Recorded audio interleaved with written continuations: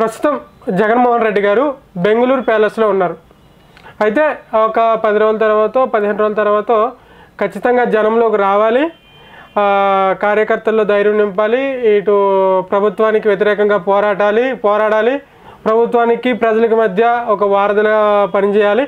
చాలా ఉన్నాయి, చాలా టాస్క్లు అయితే జగన్మోహన్ రెడ్డి ముందు అయితే ఉన్నాయి. అయితే ఫస్ట్ ప్రజల్లోకి వచ్చే ముందు జగన్మోహన్ రెడ్డి గారు కొన్ని విషయాలు నేర్చుకోవాలి. ఏంటి ఆ విషయాలు అంటే, ఫస్ట్ ఆఫ్ ఆల్ నిజాయితీ నేర్చుకోవాలి. నేర్చుకోవడం కాదు, నిజాయితీ అలవాటు చేసుకోవాలి. అబద్ధాలు చెప్పడం మానేయాలి. అంటే జగన్మోహన్ రెడ్డి గారు అబద్ధాలు చెప్తున్నారా అంటే, ఎవరు చెప్పినా జగన్మోహన్ రెడ్డి చెప్పినట్టే ఉంటుంది. ఇప్పుడు ఆ క్యాడర్కి సంబంధించి, ఆ పార్టీకి సంబంధించి ఎవరు చెప్పినా కూడా జగన్మోహన్ రెడ్డి గారు అబద్ధాలు చెప్పినట్టే వస్తుంది. సో అదొకటి తగ్గించుకోవాలి. ఎందుకంటున్నాను ఈ విషయం అంటే, ఈరోజు ఒక సాక్షిలో ఒక వార్త చూసిన నేను. ఏంటి, 2400 కోట్లు విద్యాదీవెన బకాయిలు ఉంచేశారు, టీడీపీ వాళ్ళు వచ్చిన తర్వాత అది బకాయిలు కట్టలేదని చెప్పేసి ఒక వార్త నేనైతే చూసా.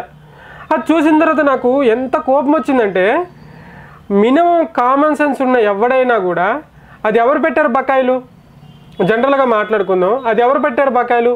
వైసీపీ ప్రభుత్వమే కదా 2400 కోట్లు విద్యాదీవెన బకాయిలు పెట్టింది. అది ఎవరి మీద తప్పు? ఎవరు తప్పు? అది మన తప్పే కదా. సరే బకాయిలు పెట్టారు, ఇప్పుడు నాకు తెలిసి టీడీపీ అధికారంలోకి వచ్చి ఒక 20-25 రోజులు అవుతుంది అనుకుంటా. ఈ 25 రోజుల్లోనే ఈ డబ్బులు ఇచ్చేయాలంట. ఇంకా విద్యా సంవత్సరం స్టార్ట్ అవ్వలేదు కదా. అకాడమిక్ ఇయర్ ఎక్కడ స్టార్ట్ అయింది? అకాడమిక్ ఇయర్ స్టార్ట్ అవ్వకముందే నీకు ఆ డబ్బులు ఎట్లా ఇస్తారు? నాకు తెలిసి డిగ్రీ, ఇంజనీరింగ్ ఈ విద్యా సంవత్సరం స్టార్ట్ అయినప్పుడే అవి స్టార్ట్ అవుతాయి, అడ్మిషన్లు జరుగుతాయి, కాలేజీలో జాయిన్ అవుతారు. అప్పుడు కదా బకాయిలు. నాకు తెలిసి ఈ నెల 2వ వీక్ నుంచి కానీ, నెక్స్ట్ మంత్ 1st వీక్ నుంచి కానీ చెల్లింపులు జరుగుతాయి. అంటే ఇవి అకాడమిక్ ఇయర్ స్టార్ట్ అవుతుంది. మినిమం కామన్ సెన్స్ ఉండాలి కదా వార్త రాసినప్పుడు. 2400 కోట్లు గత ప్రభుత్వంలో నువ్వు బకాయిలు పెట్టుకొని, ఈ ప్రభుత్వం వచ్చి 25 రోజుల్లో 2400 కోట్లు కట్టలేదు, విద్యాదీవెన బకాయిలు పెట్టారంటే ఎవరు తప్పు? సరే ఇప్పుడు ఇది రాసేసరే, కనీసం జగన్మోహన్ రెడ్డి గారు ఖచ్చితంగా చూస్తారు కదా సాక్షి పేపర్ కూడా చూడట్లేదంటే జగన్ ఫెయిల్గా, ఇంకా సీఎంగా కూడా పనిచేయడు. ఎందుకంటే నేను పెట్టిన సంస్థ, నేను పెట్టే పేపరు ఏం రాస్తున్నారో అని మినిమం కామన్ సెన్స్ చూసేది. అది కూడా చూడట్లేదు, జగన్మోహన్ రెడ్డికి తెలియకుండా రాశారని చెప్పుకోలేము కదా. నిన్న అనుకుంటా బొత్స గారు ఒక మాట అన్నారు, ఇప్పటికీ కూడా ఇంకా మేము 3 రాజధానులకు కట్టుబడి ఉన్నామంటే కట్టుబడి ఉండండి. నెక్స్ట్ ఎలక్షన్లో 11 సీట్లు కాస్త 3 సీట్లు అవుతాయి. ఇట్లాంటివి అసలు ఎంత ఘోరం అంటే, ఇంకనా అసలే మనం ఏంటో ప్రజలకు అర్థమైపోయింది. ఎట్లా వెళ్తారు మీరు జనాల్లోకి నాకు అర్థమైతలేదు.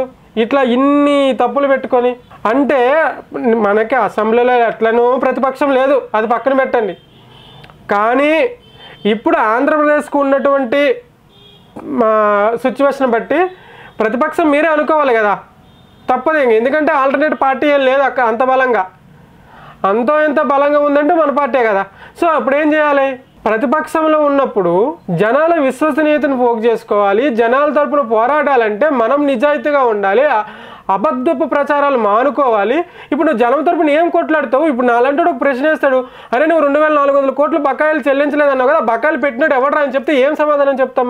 మనమే కదా పెట్టింది బకాయిలు. 3 రాజధానులకు కట్టుబడి మీ బొత్స గారు చెప్పిందంటే ఏం సమాధానం చెప్తాం? మీ 3 రాజధానులు వద్దని చెప్పే కదా వైజాగ్లో ఎన్నడూ రానటువంటి మెజారిటీ టీడీపీకి వచ్చింది. గాజువాకలో 95,000, అది మళ్ళీ భీమిలిలోనూ దగ్గర 90,000, అంతంత మెజారిటీలు వచ్చినాయి కదా.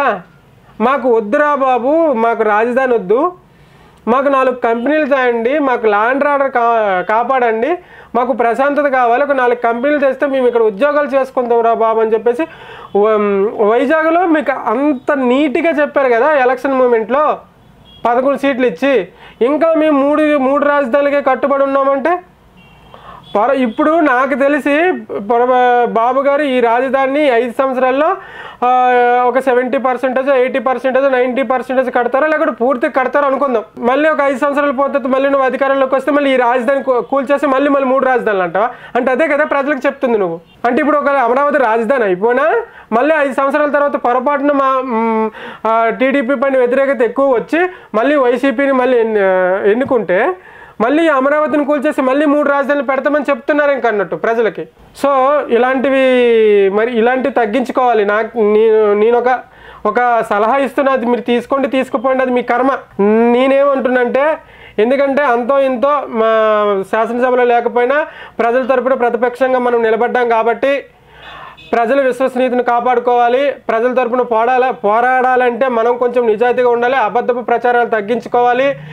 ఏం మాట్లాడినా కూడా నోరు అదుపులో పెట్టుకొని మాట్లాడాలి. ఎందుకంటే ఈ మాట ఇప్పుడు మాట్లాడింది కాదు, ఇప్పుడు మనం మాట్లాడే మాట 5 సంవత్సరాల తర్వాత ఖచ్చితంగా మనం దానికి జవాబు చెప్పాల్సి ఉంటుంది. సో అన్నీ కాపాడుకొని ముందుకెళ్ళాలి. అప్పుడే వైఎస్ఆర్సీపీ అంత ఇంత నిలబడుతుందని నా అంచనా.